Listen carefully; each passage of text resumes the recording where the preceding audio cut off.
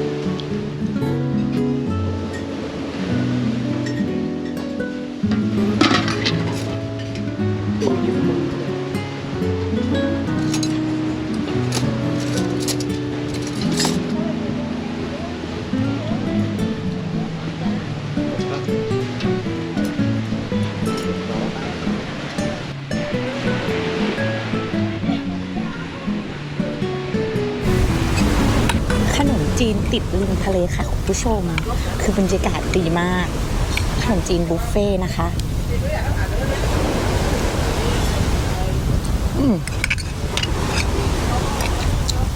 ฉันว่าโอเค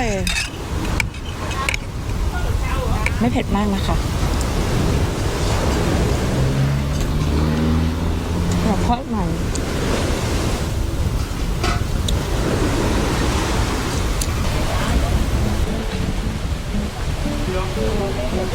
แรง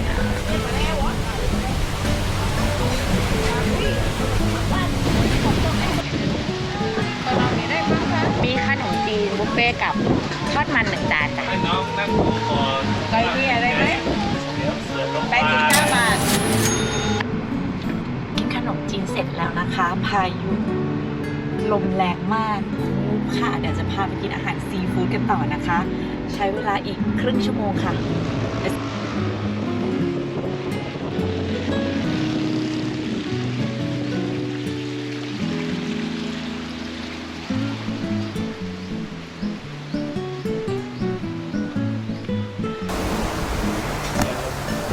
ตอนนี้เรามาอยู่ร้านที่2แล้วนะคะเสบียงเลค่ะ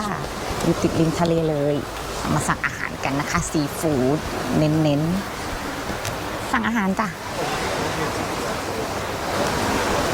เย้อาหารมาแล้วค่ะทุกคนมาแล้วนี้นะคะเลยสั่งปูม้านึ่งนะคะกิโลละ900 บาทแล้วก็หอยนางรมนะคะโอ้ยตัวใหญ่มากตัวละ95 บาทข้าวแล้วก็น้ำค่ะเราเริ่มกันเลยค่ะ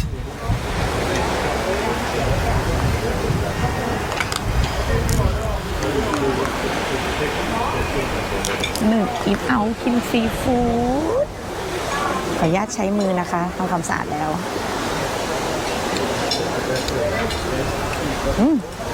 ปูเป็นนี่มันอร่อยจริงๆเลยเธอ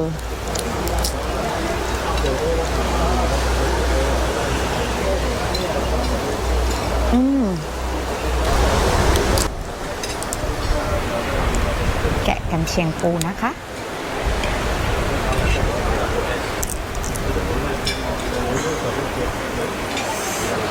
ยังสวยอ่ะ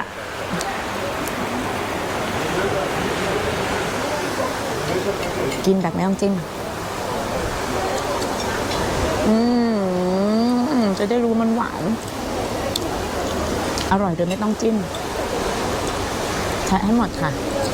จะได้ของหมดไป1 ซี่แล้วค่ะเริ่มที่เมนูถัดไป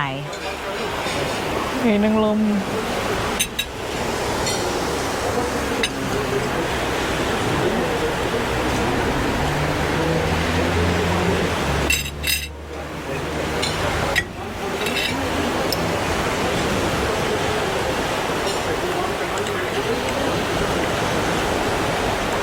ใหญ่มาก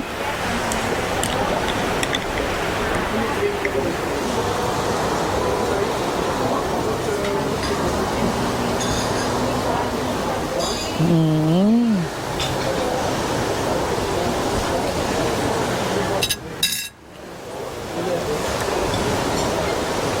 อืมคือมันสดถึงขนาดแบบเคี้ยวเอ็นดังกรึบกรึบกรึบอ่ะ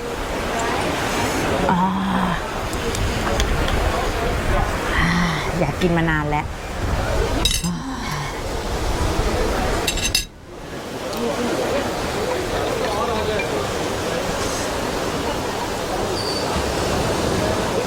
บีบมะนาวซะหน่อย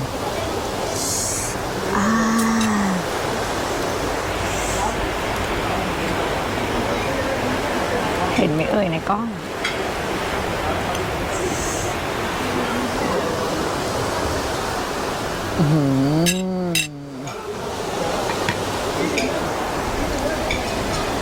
เริ่มปากเริ่มคำ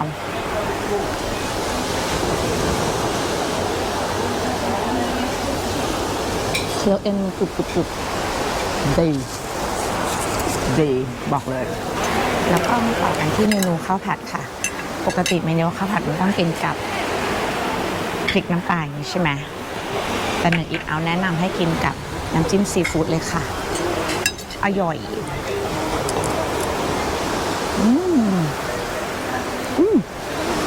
เมื่อกี้พนักงานแนะนำว่าข้าวผัดปูร้านนี้อร่อยอร่อยจริงข้าวดีอ่ะเขาใช้ข้าวดีแล้วก็ไม่มันอ่ะคือปกติเวลาฉันสั่งข้าวผัดนะฉันบอกร้านอาหารว่าใส่น้ำมันน้อยๆแต่ร้านนี้ไม่ต้องบอกไม่ต้องย้ำอ่ะข้าวแห้งน้ำมันไม่เยิ้มไม่เลี่ยนค่ะ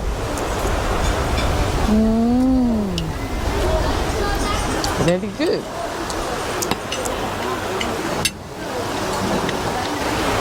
มาพูดถึงรายการ1 Eat Out กันดีกว่า1 Eat Out นะคะเริ่มต้นมาจากเราเป็นพนักงานใช่ไหมทำงานจนแบบเขาเรียกอะไรดีอะหมดไฟปะไม่มีแรงบันดาลใจอะไรเพราะงานมันก็เป็นแบบรูทีนใช่ไหมคะจนไม่มาทำช่อง YouTube 1 Eat Out นะคะมันทำให้เราแบบว่าได้เจอแบบแพชชั่นใหม่ๆอะได้มานั่งทำรีวิวได้หาเรื่องออกไปหาของกินเที่ยวข้างนอกหนึ่งก็เหมือนพนักงานเงินเดือนทั่วไปนะคะทำงานในวันหยุด2 วันวันหยุดนั้นก็ทำอะไรก็ทำช่องถ่าย YouTube แล้วได้กินอาหารอร่อยๆมาเสิร์ฟคุณผู้ชม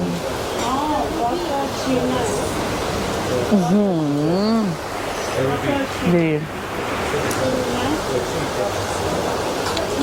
ใครชอบสไตล์การรีวิวอาหารของหนึ่งนะคะ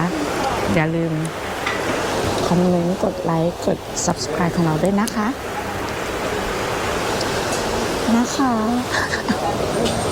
อร่อยจริงถ้าร้านไม่อร่อยอ่ะฉันไม่รีวิวนะถ้าเป็นหายอ่ะแล้วไม่อร่อยอ่ะฉันไม่ลงช่องนะไม่พูดตรงเราก็ต้องซื่อสัตย์นะว่าอร่อยก็คืออร่อยไม่อร่อยก็ไม่อยากพูดเพราะว่าก็ไม่ลงเลยมันจะโดนฟ้องว่าไปว่ามาปู2 ตัวเนี่ยเหลือครึ่งนึงละฉันก็กินเก่งกันนะเนี่ย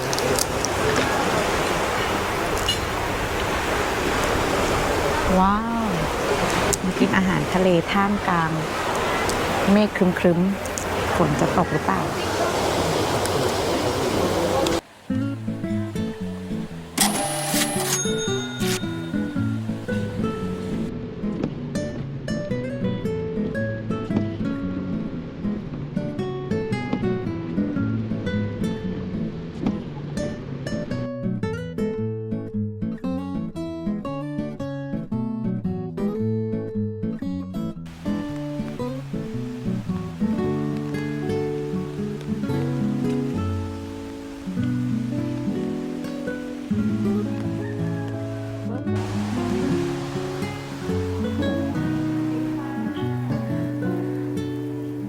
มีคนแนะนำว่าเค้กร้านนี้อร่อยแต่ตอนนี้เค้กมะพร้าวหมดนะคะมีเป็นเค้กมะพร้าวเปลือกค่ะเค้กมะพร้าวนี่หมายถึงว่าที่อร่อยนั่นเหรอใช่ค่ะมะพร้าวเปลือกก็ลงมาค่ะในเค้กตัวเดียวกันแค่ใส่เปลือกเข้าไปข้างในแล้วก็อะไรคะไร้แป้งงั้นลองเป็น อย่างที่แนะนำแล้วกันค่ะ1ชิ้นมาถึงของหวานกันแล้วค่ะ เราได้เมนูคาปูชิโน่ราสเบอร์รี่นะคะ เป็นราสเบอร์รี่ไซรัปมีความหอมราสเบอร์รี่อ่อนๆตื่นค่ะ แล้วก็ขนมเค้กเป็นเค้กมะพร้าวอุ้ยมะพร้าวน่ากินมากเลยอ่ะ ทุกคนค่ะไม่หวานมากกว่าเค้กร้านนี้ทุกคนจำได้ไหมคะ ว่าตอนเปิดคลิปเนี่ยแดดคือแรงมากโอ้โหแบบพร้อมฟ้าขึ้นเลย แต่ตอนนี้รู้ไหมคะคืออะไร ไก่ร้องไม่ใช่พายุเข้าค่ะ โอ้ my god ชีวิตฉันหัวฟูมากๆแต่ก็ยังจะใจสู้ค่ะสนุกดีเป็นกำลังใจให้หนึ่ง Eat Out ด้วยนะคะ แล้วก็ฝากติดตาม EP ถัดไปนะคะว่าหนึ่งจะไป Eat Out ที่ไหน